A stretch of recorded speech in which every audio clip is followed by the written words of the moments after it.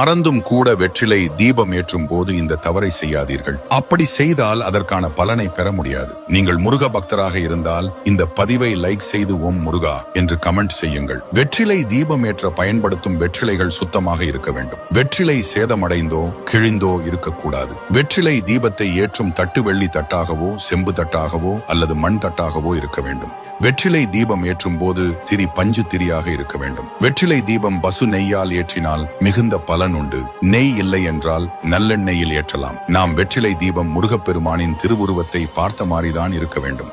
வெற்றிலையின் காம்பு பகுதி தட்டின் நடுப்பகுதியில் இருக்க வேண்டும். வெற்றிலையின் நுனி பகுதி வெளிப்புறமாக இருக்க வேண்டும். வெற்றிலை புதிதாக வாங்கிதான் ஏற்ற வேண்டும். கோவிலில் அர்ச்சனை செய்ய பயன்படுத்திய அல்லது வேறொரு வழிபாட்டிற்கு வைத்த வெற்றிலையில் விளக்கேற்றக்கூடாது. காசு கொடுத்துதான் வெற்றிலை வாங்க வேண்டுமே தவிர இந்த வெற்றிலை மீதமுள்ளது என்று அடுத்தவர்கள் கொடுத்த வெற்றிலை அல்லது வீட்டில் மீதமுள்ள வெற்றிலையில் விளக்கேற்றக்கூடாது.